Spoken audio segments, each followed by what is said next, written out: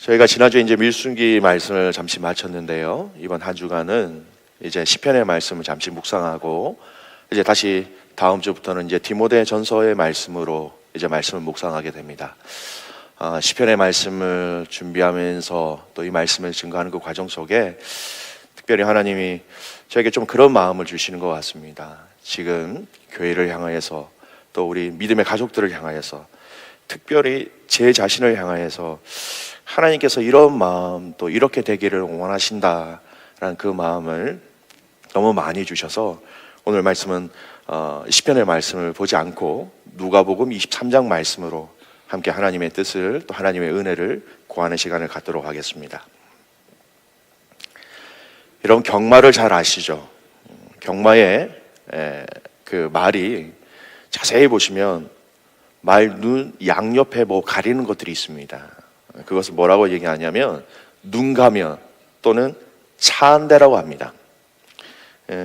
이 눈가면을 말에게 씌우는 이유 중에 하나가 무엇이냐면 말의 공포심을 없애기 위해서 사용한다고 해요. 여러분 잘 아시는 것처럼 말은 이 눈 양쪽 모서리에 가장자리에 이 눈이 있기 때문에 고개를 움직이지 않아도 이 말이 볼 수 있는 범위가 여러분 350도 정도라고 해요. 360도에서 350도면 거의 다 볼 수 있다는 겁니다. 고개를 돌리지 않고도 주위에 접근하는 물체들을 어림잡아 다 볼 수 있다는 것입니다. 말은 큰 체구에 또 걸맞지 않게 겁이 많은 동물이기도 합니다. 그래서 경주하는 그 경주마가 열심히 달려야 하는데 다른 말이 뒤나 옆에서 따라 붙으면 공포심이나 불안감으로 정상적으로 달리지 못하고 한쪽으로 도망을 간다든지 경주를 제대로 할 수 없기 때문에 이 눈 가면을 설치한다고 그래요. 그래서 이 눈 가면은 눈의 뒤쪽 부분이나 또 양쪽에 컵 모양의 가죽이나 또 그런 모양들을 만들어서 붙여서 뒤쪽과 옆쪽을 볼 수 없도록 목표를 향해서 앞쪽만 볼 수 있도록 붙이는 것이 이 눈가면입니다. 볼 것만 볼 수 있도록 시선을 분산시키지 않도록 목적지를 향하여서 정확하게 그 포커스를 맞출 수 있도록 도와주는 그 역할이 바로 이 눈가면 차한대라는 것입니다. 저는 이런 의미로 우리의 신앙생활을 한번 돌아보는 이 시간이 되었으면 좋겠습니다. 과거에 비교해 보면 참 요즘은 정말 많은 훈련과 사역과 세미나들이 있습니다. 여러분 제가 이거 필요 없다고 얘기하는 건 아닙니다. 그러다 보니까 신앙생활 자체도 참 다양하게 할 수 있습니다. 50년 전 교회 생활과 신앙생활과 비교해 보면 그때와 지금이라 여전히 남아있는 중요한 것들이 있는가 하면 그때 당시에는 지금 우리의 신앙생활을 볼 때에 정말 이런 게 있었을까? 또 있을 수 있을까? 하고 생각하는 그 다양성들이 우리 교회 안에 생기게 되었습니다. 다양함은 많지만 그 다양성을 통해서 교회가 얼마나 건강해졌는지 믿음의 가족들이 얼마나 주님을 더 사랑하고 헌신하고 충성하고 있는가 그 질문을 던졌을 때 저는 많은 고민을 하게 되었습니다.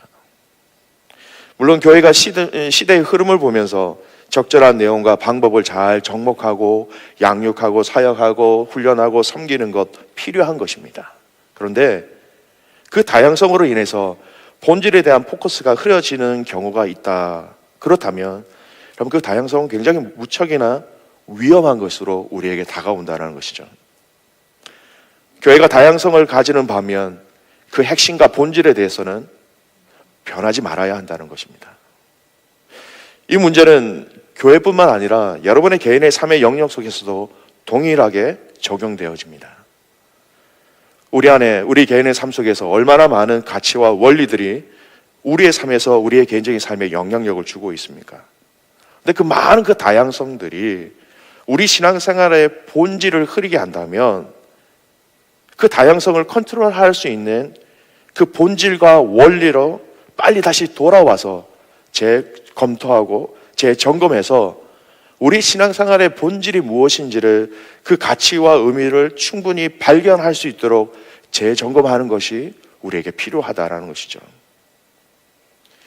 개인과 교회가 사역과 봉사를 많이 하는 것 참 중요합니다. 그런데 그 사역과 봉사와 모든 헌신들이 교회의 본질에 있어서 얼마나 충실히 벗어나지 않고 잘 지켜지면서 그것이 진행되어지고 있는가, 이것이 더 중요하다는 것입니다. 본질이 바로 여러분 교회의 또 신앙생활의 성도의 사명이기 때문입니다. 그래서 오늘 저는 이 본질을 확인하는 방법으로 우리 주님이 무엇에 관심이 있으셨는지를 살펴보는 것이 그 본질이 무엇인지 살펴보는 아주 좋은 방법이라고 생각되어집니다. 주님에게 중요한 것은 여러분 우리에게도 중요하기 때문입니다. 주님이 선하게 생각하신 것은 우리에게도 선하기 때문입니다. 주님이 악하게 보시는 것이 무엇인지 알아야 우리가 그 악함을 통하여서 그 악함의 자리에서 나올 수 있는 것처럼, 주님의 우선순위를 바로 아는 것이 바로 우리의 신앙생활의 본질이 무엇인지를 다시 돌아보게 하는 가장 쉽고 정확한 방법이기 때문입니다. 주님이 무엇에 관심이 있으신지, 주님이 원하시는 것이 무엇인지, 여러분 그것을 살펴보기 전에 먼저 이 세대와 시대를 좀 살펴보았으면 좋겠습니다. 예수님께서 이 세대를 향하여서 이렇게 많이 언급하셨는데, 특별히 마태복음 11장에 보면요, 이렇게 이 세대를 설명하셨습니다. 예수님이 세례 요한의 사역에 대해서 이렇게 설명을 하셨습니다. 세례 요한의 그 사역에 대해서 설명하시면서 그 사역을 인정하시면서 그 세대에 대해서 말씀하신 게 있으세요. 요한, 그는 하나님의 나라를 증거하는 사람이라 그를 인정하셨습니다. 그래서 세례 요한 때부터 천국은 침노를 당하나니 침노하는 자는 빼앗으리라.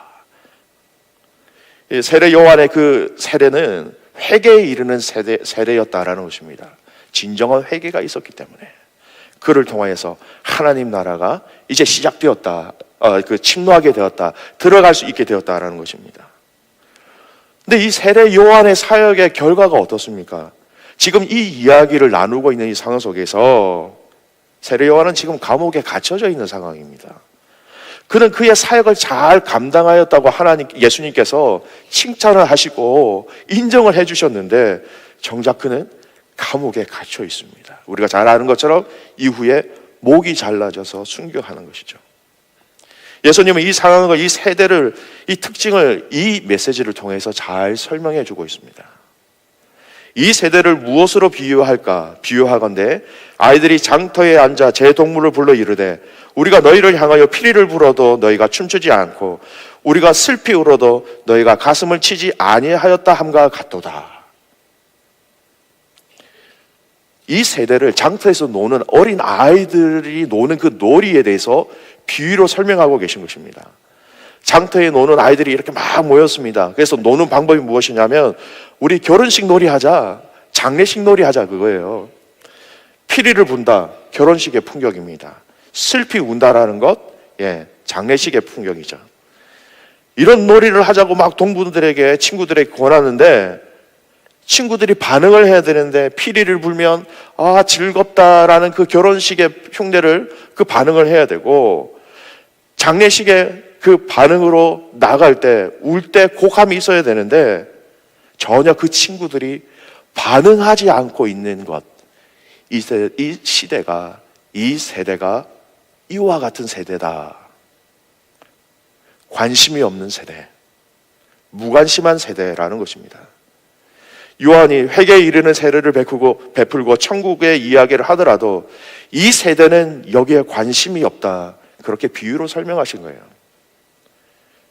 그들은 그들의 죄와 그들의 회개와 하나님 나라와 하나님 사랑한 것과는 전혀 관심이 없는 세대이기 때문에 요한이 지금 감옥에 들어가 있는 것이다, 그렇게 설명하고 계십니다. 여러분 지금 이 시대도 동일한 것 같습니다. 하나님을 알지 못하는 자들은요, 죄에 대해서, 회개에 대해서, 하나님 사랑하는 것에 대해서 아무리 얘기해도 여러분 관심이 없습니다. 관심이 없으면 아무리 얘기해도 들리지가 않는 것이죠. 디모데후서 3장 1절에서 4절 제가 목사님이 가시고 난 뒤에 이 본문을 오늘 세 번째 인용을 하게 됩니다. 말세는 이런 때가 있으리니, 이런 고통의 때가 이르르니, 사람들이 자기를 사랑하며 돈을 사랑하며 자랑하며 교만하며 비방하며 부모를 거역하며 감사하지 아니하며 거룩하지 아니하며 무정하며 원통함을 풀지 아니하며 모함하며 절제하지 못하며 사나우며 선한 것을 좋아하지 아니하며 배신하며 조급하며 자만하며 쾌락을 사랑하기를 하나님 사랑하는 것보다 더하며. 하나님하고 상관이 없이 전혀 관심이 없는 세대라는 것입니다. 요한일서 3장 13절 말씀해 보면요, 형제들아 세상이 너희를 미워하여도 이상히 여기지 말라라고 얘기하십니다.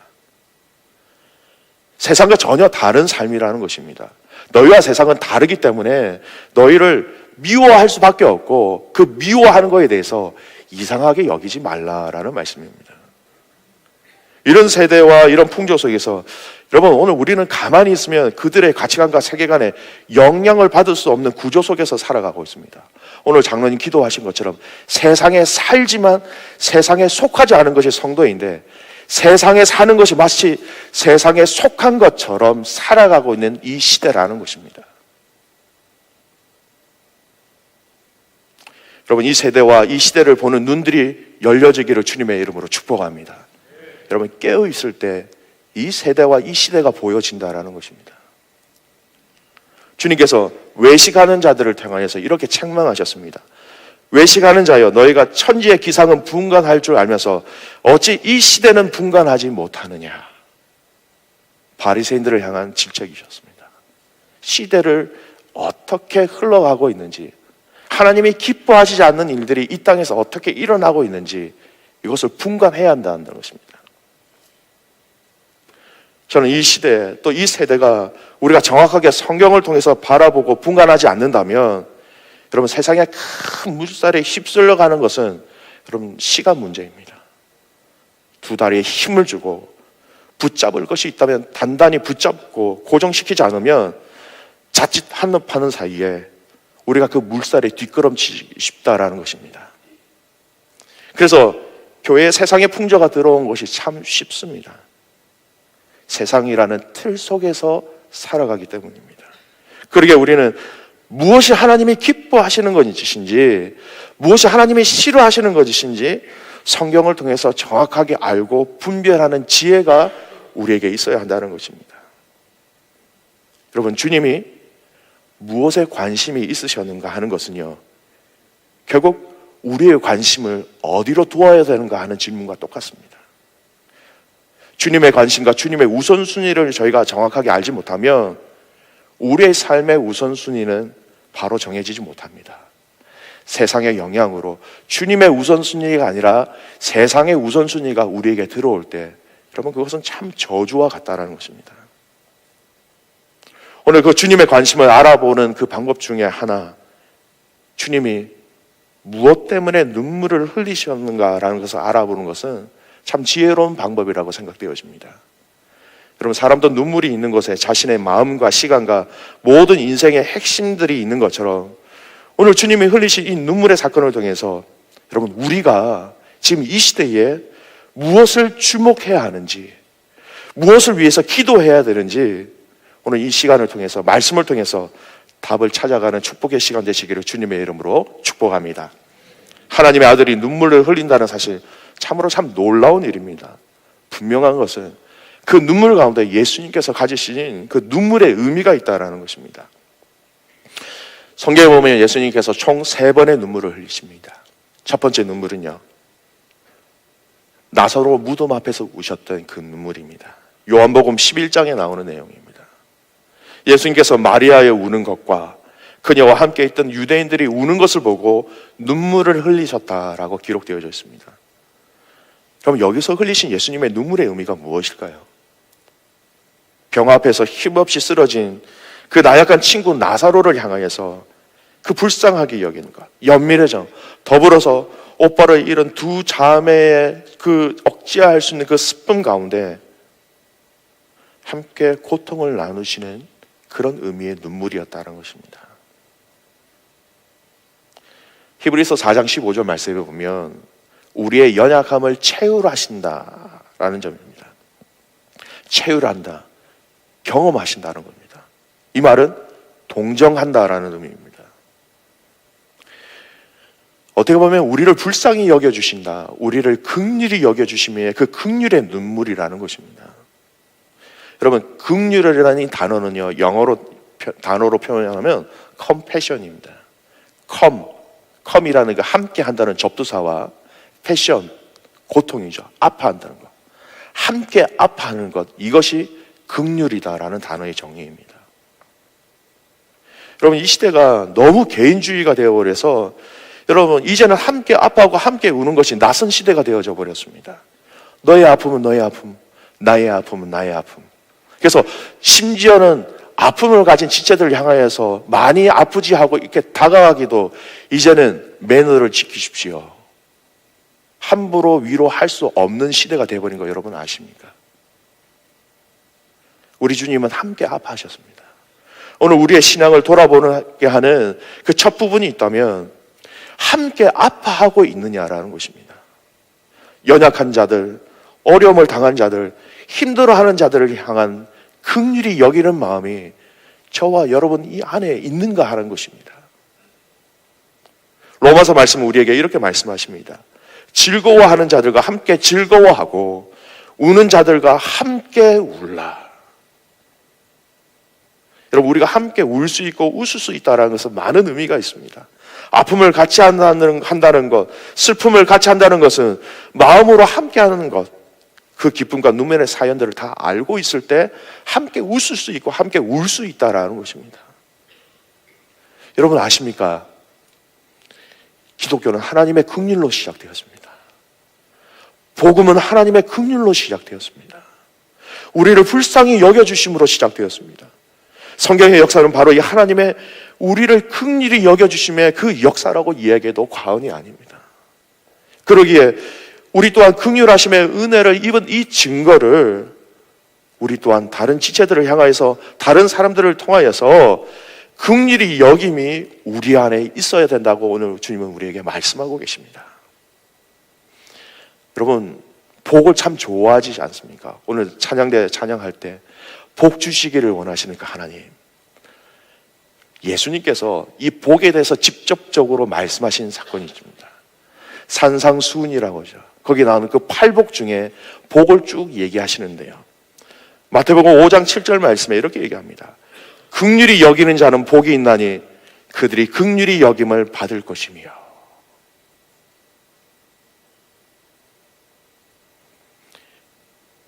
여러분, 긍휼히 여기는 마음이 부어지기를 주님의 이름으로 축복합니다. 여러분, 사실은 목회자에게 이 긍휼히 여기는 마음이 없으면, 제가 이런 표현을 해도 되는지 모르겠습니다만은 도망가고 싶은 거 아십니까? 함께 아파야 되는데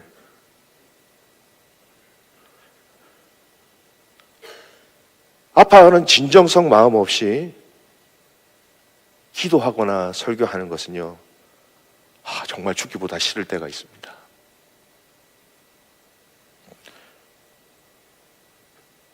병진자를 위해서 하나님 고쳐주십시오, 도와주십시오 라고 기도하는데 그 병든 자를 긍휼히 여기는 마음이 없이 기도할 때 마치 동전 넣고 그냥 녹음된 것을 리플레이하는 기계와 같다는 생각이 들 때가 있습니다. 하나님 지금은 저와 여러분에게 이 예수님의 흘리신 이 눈물을 통하여서 우리에게 말씀하신 메시지가 있다면 진정히 긍휼히 여기는 그 마음을 갖기를 하나님은 원하고 계십니다. 여러분이 혹시 다른 지체나 다른 공동체를 돕거나 섬기는 역할의 기회가 있을 때에 여러분, 우리가 먼저 준비해야 될 것이 있다면 바로 이 긍휼히 여기는 마음입니다. 어떻게 보면 교회 모든 사역의 긴간이 이 긍휼히 여기는 마음이 있어야 되는 것입니다. 지금 하나님께서 우리에게 은혜를 주셔서 정말 은혜입니다. NSW 우리 단기 선교를, 원주민을 위한 단기 선교를 하고 있습니다. 중요한 사역입니다. 잘하고 있습니다. 근데 먼저 우리 안에 있어야 하는 것이 있다면 긍휼히 여기는 마음입니다. 세상도 구제를 합니다. 세상도 돕고 있습니다. 하지만 교회가 세상과 다른 것이 무엇이냐? 그리스도의 긍휼하심으로 시작하는 것이고, 그리스도의 긍휼하심으로 이것이 진행되어지는 것이고, 그리스도의 긍휼하심으로 그 사역이 마무리 지는 것이 세상과 다른 교회의 사역이라는 것입니다. 또한 세상과 다른 긍휼의 방법이 있다면 여러분, 그 대상이 누구이든지 간에 긍휼히 여기라는 것입니다. 마태복음 9장 말씀해 보면 9장 13절에 너희는 가서 내가 긍휼을 원하고 제사를 원하지 아니하노니라고 하신 뜻이 무엇인지 배우라. 나는 의인을 부르러 온 것이 아니요 죄인을 부르러 왔노라 하시니라. 긍휼히 여기기 힘든 사람일수록 긍휼히 여기라는 역설적인 하나님의 명령입니다.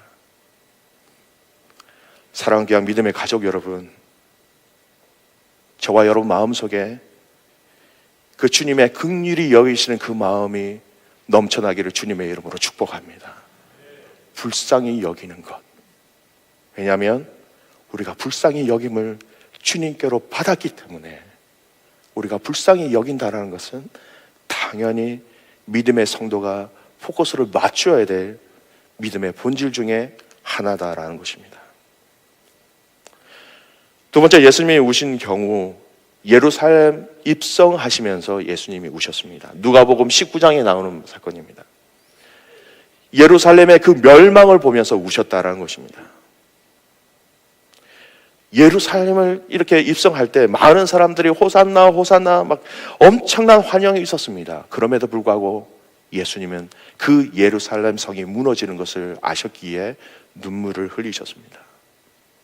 그런데 이 눈물은요, 원어 단어를 보면 앞에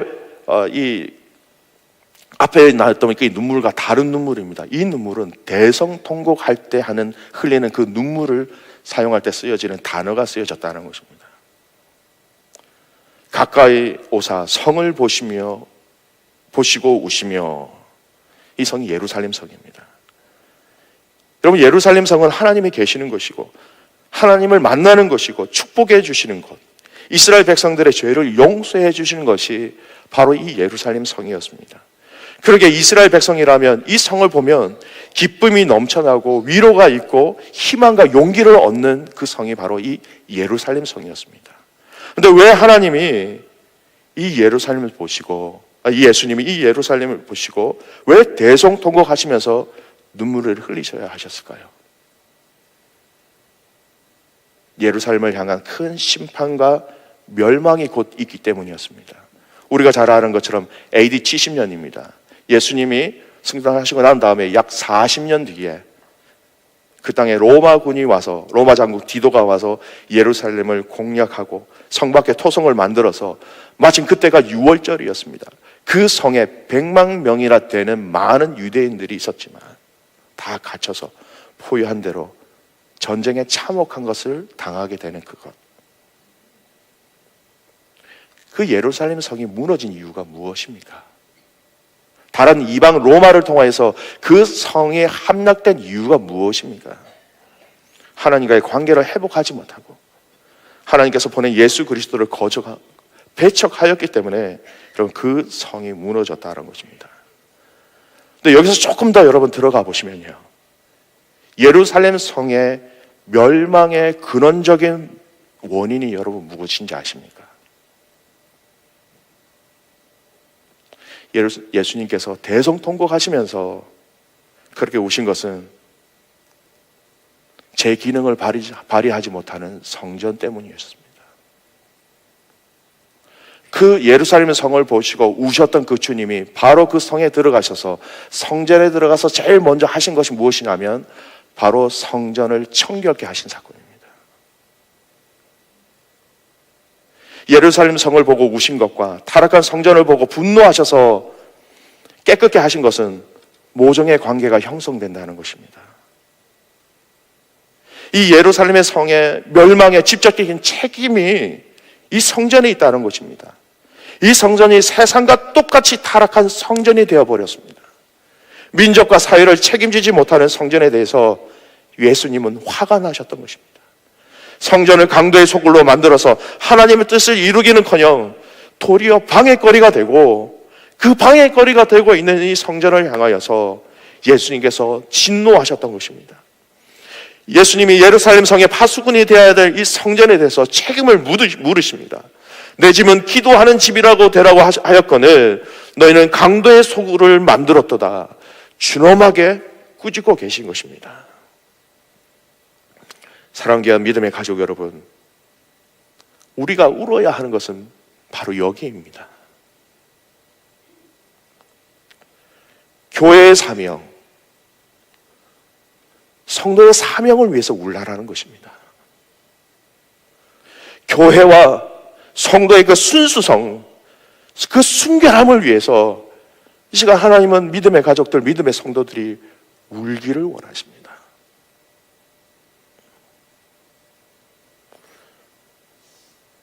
오늘 이 성도로서 사명, 교회로서의 사명을 감당하지 못함으로 이스라엘의 국가적인 멸망이 초래된 것처럼, 혹시나 오늘 우리 성도로서, 우리가 하나님의 교회로서 이 사명을 감당하지 못함으로써 빛과 소금의 역할을 감당한 것이 보여지지 않을 때에, 또 보여지지 않을 때에 우리가 해야 될 것이 있다면, 여러분, 눈물로 하나님 앞에 부르짖는 것입니다. 하나님, 이 땅의 성도가, 이 땅의 교회가 하나님 거룩하지 못하고 있습니다. 하나님, 이거 나의 죄입니다. 내 책임입니다. 내가 그 원인입니다. 여러분, 그렇게 하나님 앞에 눈물로 부르짖어 주십시오. 여러분, 이 호주 땅의 죄악이 우리와 상관이 없다고 생각하십니까? 우리가 성도로서 교회에서 그 역할을 감당하지 못한 우리의 책임도 있다는 거 여러분 아십니까?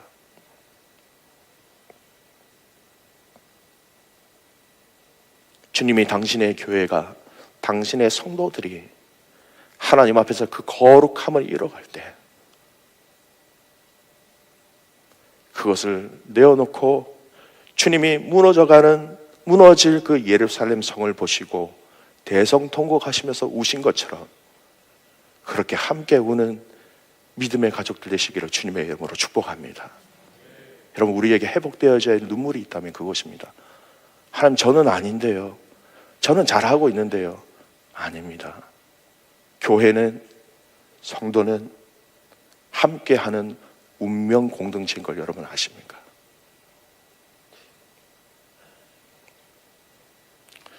예수님께서 마지막 세 번째 우신 그 눈물은요, 겟세마네 동산이었습니다. 복음서에는 이 십자가 앞에 놓고 기도하시는 예수님의 모습을 이마에 흐르는 땀방울이 핏방울이 되었다라고 얘기하고 있습니다. 근데 이 예수님의 겟세마네 기도에 대해서 잠깐 언급한 서신서가 하나 있습니다. 히브리서인데요, 히브리서 5장 7절 말씀에 심한 통곡과 눈물로 간구와 소원을 올렸다라고 얘기하고 있습니다. 십자가 앞에 둔 예수님의 그 마지막 기도에는 심한 통곡과 눈물이 담겨져 있었다라고 얘기하는 것입니다. 여러분, 이 마지막 이 겟세마네 기도, 여기서 예수님이 보여주신 이 눈물의 의미가 여러분 무엇이겠습니까? 아담 이후 죄악으로 인하여서 죽을 수밖에 없는 인류 절망 앞에서 흘리신 눈물이라는 것입니다. 이 눈물 속에는 인류의 절망적인 이 운명을 뒤바꾸고, 이게 역전시킬, 바꾸게 하실 이 십자가의 복음이 담겨져 있는 눈물이라는 것입니다. 예수님이 육신을 가져셨기 때문에 그 십자가의 고통과 두려움으로 우셨다, 우리는 그렇게 일반적으로 얘기합니다. 예, 맞습니다. 틀린 이야기는 아닙니다. 하지만 여러분, 정말 그 부분만 놓고 예수님이 슬피 우셨을까요? 당신이 겪으시게 될 고통과 두려움보다 그 눈물의 본질적인 의미는 우리를 향한 사랑, 우리를 향한 하나님께 그 중보함이 여러분 그 눈물의 본질이고 그 눈물의 의미였습니다. 여러분, 요한복음 17장 말씀에 보면 예수님이 당신과 함께 했던 자들을 향하여서 하나님 앞에 기도하게 됩니다. 그래서 요한복음 17장 말씀을 예수님의 대제사장적 기도다라는 별칭이 있습니다. 함께한 그들을 향하여서 예수님께서 기도하시는 그 기도의 내용을 보면요, 계속해서 반복되어지는 어구가 있습니다.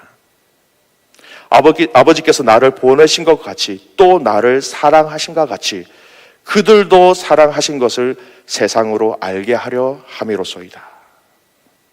창세 전부터 나를 사랑하심으로 내게 주신 나의 영광을 그들로 보게 하시기를 원하옵나이다. 나를 사랑하신 사랑이 그들 안에 있고 나도 그들 안에 있게 하려 함이니이다. 철저한 주님이 당신의 자녀들을 향한 그 사랑의 고백이 이 요한복음 17장 말씀의 핵심이라는 것입니다. 저들의 죄악을 용서하여 주십시오. 하나님 얼마나 이들을 사랑하는지 하나님의 사랑을 저들이 알게 하여 주십시오.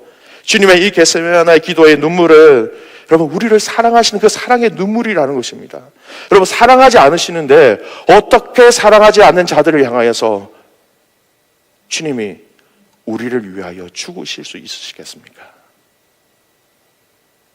계시록 2장 말씀에 보면 에베소 교회를 향한 책망의 말씀이 나옵니다.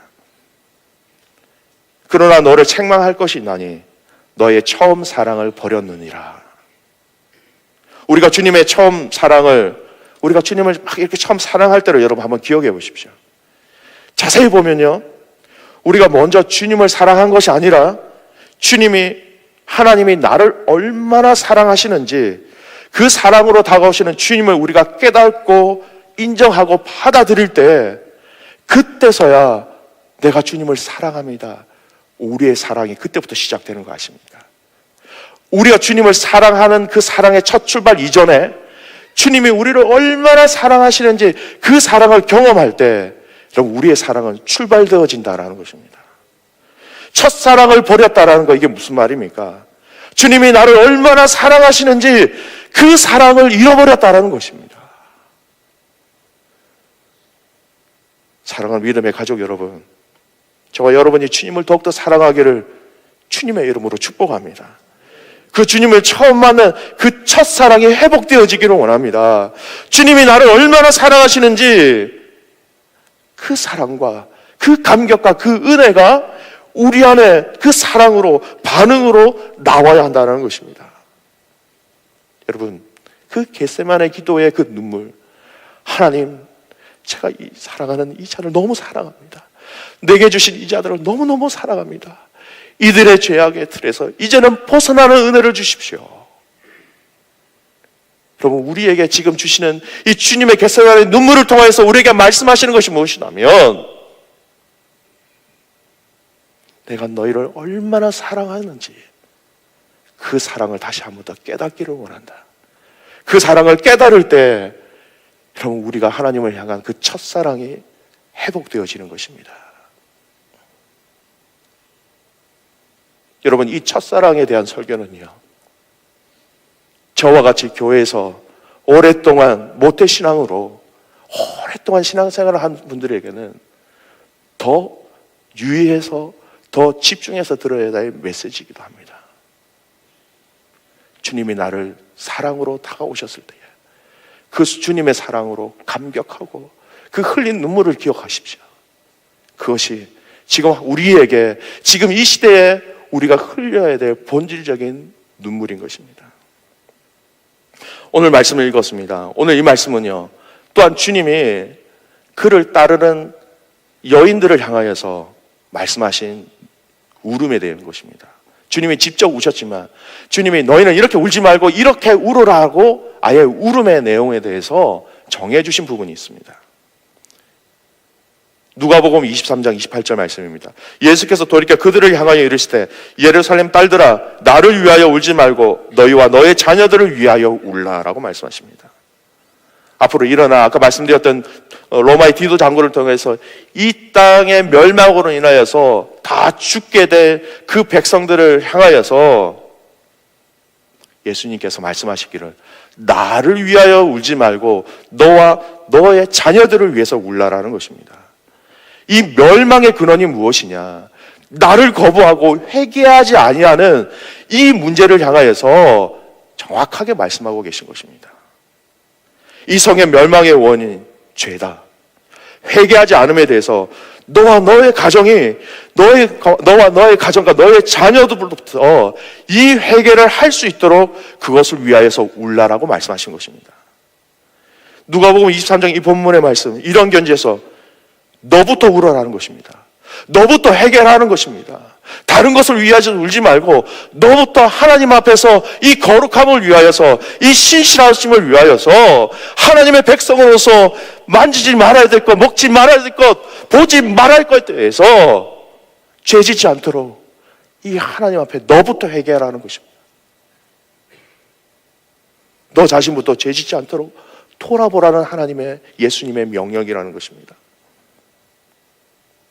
여러분, 이 회개의 눈물이 너와 너 가정부터 시작되어야 된다라는 의미가 너와 내 자녀들을 위하여 울라라는 말씀입니다.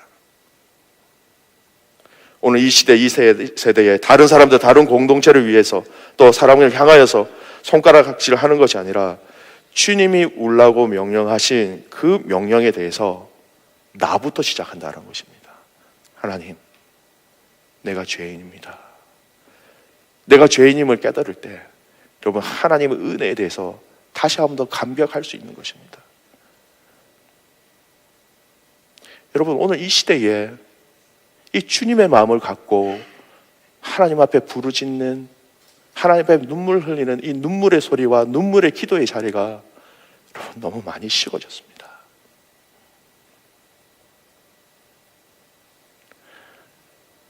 여러분 개인 마음속에 이 주님의 눈물이 심어지기를 주님의 이름으로 축복합니다. 이 교회가 그 주님의 눈물의 의미를 알고 이 교회의 본질과 그 하나님의 영광을 위해서 함께 아파하고 함께 우는 교회가 되기를 간절히 소원합니다.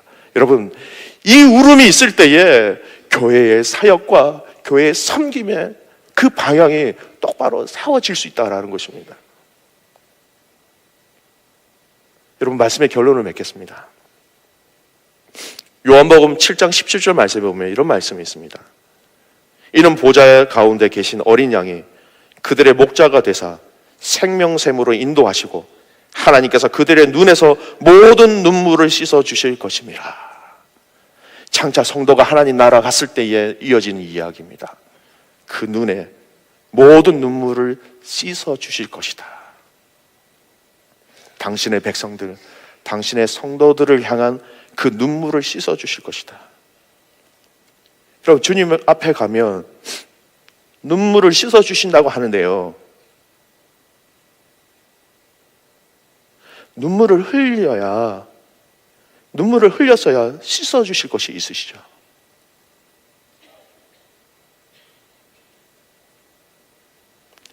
연약한 자들을 위해서, 하나님의 긍휼이 필요한 자들을 위해서 여러분 울어주시기를 간절히 소원합니다. 성도와 교회의 거룩과 이 사명을 위해서 우시기 바랍니다. 하나님의 첫사랑이 회복되어지 않음을 인하여 여러분 우시기 바랍니다. 여러분, 그 울음이 다른 사람들을 정죄하고 비방하는 것이 아니라 나의 죄와 나의 허물을 먼저 놓고 하나님 앞에서, 이 하나님 앞에서, 하나님 내 안에 이 죄로 인하여서 이 세상을 향하여서 가지신 아버지 하나님의 눈물이 하나님 내 안에 회복되어지기를 원합니다. 이렇게 울 때에 주님의 그 눈물을 씻겨주신 것이 해당 사항이 있지 않겠습니까? 성도의 본질은, 교회의 본질은 주님의 마음을 품고 함께 우는 것입니다. 로마서 8장 26절 말씀입니다. 이와 같이 성령도 우리의 연약함을 도우시나니 우리는 마땅히 기도할 바를 알지 못하나 오직 성령이 말할 수 없는 탄식으로 우리를 위하여 친히 간구하시느니라. 내 안에 성령님이 계시다면 그 성령님이 말할 수 없는 탄식으로 우리를 위하여 친히 간구하신다는 것입니다. 여러분 안에 계신 그 성령님이 여러분의 자녀와 교회와 공동체와 연약한 자와 이 땅과 민족과 열방을 위해서 우실 수 있도록 성령에 민감한 자들이 되시길 주님의 이름으로 축복합니다. 우리 안에 주님을 우시게 하십시오. 그러면 여러분, 그 울음이 나의 울음이 될 것이고 우리의 공동체의 울음이 될 것이고 울려고 아무리 나 혼자 발버둥 쳐봐도 저절로 울 수 있는 것이 아닙니다. 내 안에 성령께서 그 마음을 주셔야 됩니다. 내 안에 그 마음을 주셔야 성령 하나님이 이 땅을 향하여서 죄인들을 위하여서 잃어버린 영혼들을 향하여서 울고 계시는 그 눈물이 네 안에 전달되어지고 주님과 함께 울 수 있다라는 것입니다. 사랑하는 믿음의 가족 여러분, 오늘 우리의 신앙 생활에 있어서 중요한 부분들, 그 주님의 눈물이 우리 안에, 우리 공동체 안에, 우리 가정 안에 회복되어지는 은혜가 있기를 주님의 이름으로 축복합니다. 주님 닮아가기를 원합니다라는 마음으로 다 같이 일어나셔서 찬송하시겠습니다.